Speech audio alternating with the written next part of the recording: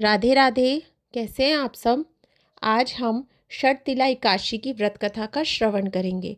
श्री नारायण भगवान की जय, लक्ष्मी मैया की जय। भगवान श्री कृष्ण के श्रीमुख से एकादशियों का महात्म्य सुनकर श्रद्धापूर्वक उन्हें प्रणाम करते हुए अर्जुन ने कहा, हे केशव, आपके श्रीमुख से एकादशियों की कथाएं सुनकर मुझे असीम आनंद की प्राप्ति हुई है। हे मधुसूदन, कृपया कर अन्य एकादशियों का महात्म्य सुनाने की भी अनुकंपा करें। हे अर्जुन, अब मैं माघ मास के कृष्ण पक्ष की षटतिला एकादशी की व्रत कथा सुनाता हूँ। एक बार दालभ्य ऋषि ने पुलस्त्य ऋषि से पूछा, हे ऋषि श्रेष्ठ, मनुष्य मृत्युलोक में ब्रह्म हत्या आदि महापाप करते हैं और दूसरे के धन की चोरी तथा दूसरे की उन्नति देखकर ईर्ष्या आदि करते हैं। ऐसे महान पाप मनुष्य क्रोध, ईर्ष्या, आवेग और मूर्खतावश करते हैं और बाद में शोक करते हैं कि हाय, यह हमने क्या किया। हे महामुनि, ऐसे मनुष्यों को नरक से बचाने का क्या उपाय है? कोई ऐसा उपाय बताने की कृपा करें जिससे ऐसे मनुष्य को नरक से बचाया जा सके, अर्थात उन्हें नरक की प्राप्ति ना हो। ऐसा कौन सा दान पुण्य है जिसके प्रभाव से नरक की यातना से बचा जा सकता है? इन सभी प्रश्नों का हल आप कृपया पूर्वक बताइए। तलभ्य ऋषि की बात सुनकर पुलस्त्य ऋषि ने कहा, हे मुनि श्रेष्ठ, आपने मुझसे अत्यंत गूढ़ प्रश्न पूछा है। इससे संसार में मनुष्य का बहुत लाभ होगा। जिस रहस्य को इंद्र आदि देवता भी नहीं जानते, वह रहस्य मैं आपको अवश्य ही बताऊंगा। माघ मास आने पर मनुष्य को स्नान आदि से शुद्ध रहना चाहिए और इंद्रियों को वश में करके तथा काम, क्रोध, लोभ, मोह, ईर्ष्या तथा अहंकार आदि से सर्वथा बचना चाहिए।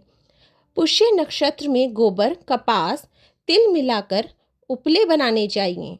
इन उपलों में 108 बार हवन करना चाहिए। जिस दिन मूल नक्षत्र और एकादशी तिथि हो, तब अच्छे पुण्य देने वाले नियमों को ग्रहण करना चाहिए। स्नानादि नित्य कर्म से देवों के देव भगवान श्री हरि का पूजन व कीर्तन करना चाहिए। एकादशी के दिन उपवास करें तथा रात को जागरण और हवन करें। उसके दूसरे दिन धूप, दीप, निवेद से भगवान श्री हरि की पूजा अर्चना करें तथा खिचड़ी का भोग लगाएं। उस दिन श्री विष्णु को पेठा, नारियल, सीताफल या सुपारी सहित अर्घ्य अवश्य देना चाहिए। तदोपरांत उनकी स्तुति करनी चाहिए। हे जगदीश्वर, आप निराश्रितों को शरण देने वाले हैं। आप संसार में डूबे हुए का उद्धार करने वाले हैं। हे कमलनयन, हे मधुसूदन, हे जगन्नाथ, हे पुंडरीकाक्ष, आप लक्ष्मी जी सहित मेरे इस तुच्छ अर्घ्य को स्वीकार कीजिए। इसके पश्चात ब्राह्मण को जल से भरा घड़ा और तिल दान करने चाहिए। यदि संभव हो तो ब्राह्मण को गौ और तिल दान देना चाहिए।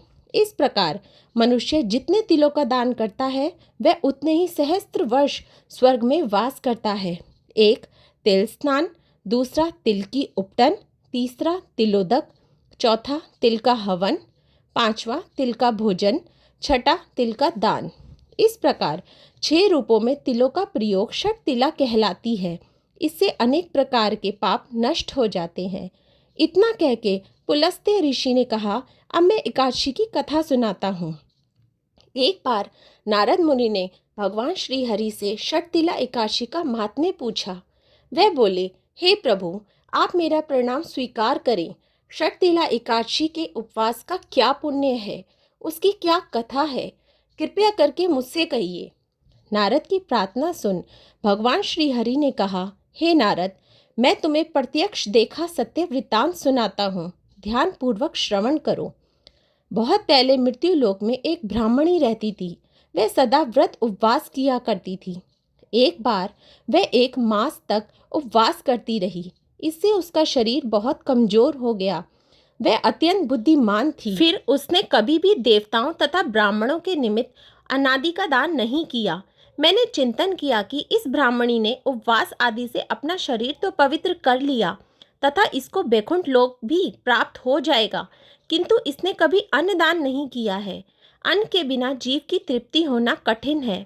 ऐसा चिंतन कर मैं मृत्युलोक में गया और उस ब्राह्मणी से अन्न की भिक्षा मांगी। इस पर उस ब्राह्मणी ने कहा, हे योगीराज, आप यहाँ किस लिए पधारे हैं? मैंने कहा, मुझे भिक्षा चाहिए। इस पर उसने मुझे एक मिट्टी का पिंड दे दिया। मैं उस पिंड को लेकर स्वर्ग लौट आया। कुछ समय व्यतीत होने पर वह ब्राह्मणी शरीर त्याग कर स्वर्ग आई। मिट्टी के पिंड के प्रभाव से उसे उस जगह का आम वृक्ष सहित घर मिला, किंतु उसने उस घर को अन्य वस्तुओं से खाली पाया। वह घबराई हुई मेरे पास आई और बोली, हे प्रभु, मैंने अनेक व्रत आदि से आपका पूजन किया है, किंतु फिर भी मेरा घर वस्तुओं से रिक्त है। इसका क्या कारण है? मैंने कहा, तुम अपने घर जाओ और जब देव स्त्रियां तुम्हें देखने आए तब तुम उन्हें षटतिला एकादशी व्रत का महात्म्य और उसका विधान पूछना। जब तक वे ना बताएं तब तक द्वार नहीं खोलना। प्रभु के ऐसे वचन सुन वह अपने घर गई और जब देव स्त्रियां आई और द्वार खोलने के लिए कहने लगी, तब उस ब्राह्मणी ने कहा, यदि आप मुझे देखने आई हैं तो पहले मुझे षटतिला एकादशी का महात्म्य बताइए। तब उनमें से एक देव स्त्री ने कहा, यदि तुम्हारी यही इच्छा है तो ध्यान पूर्वक श्रवण करो। मैं तुमसे एकादशी व्रत और उसका महात्म्य विधान सहित कहती हूँ। जब उस देव स्त्री ने षटतिला एकादशी का महात्म्य सुना दिया तब उस ब्राह्मणी ने द्वार खोल दिया। देव स्त्रियों ने ब्राह्मणी को सब स्त्रियों से अलग पाया।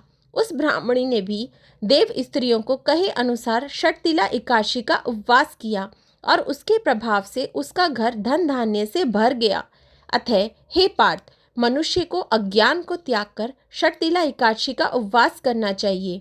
इस एकादशी व्रत के करने वाले को जन्म जन्म की निरोगता प्राप्त हो जाती है। इस उपवास से मनुष्य के सभी पाप नष्ट हो जाते हैं।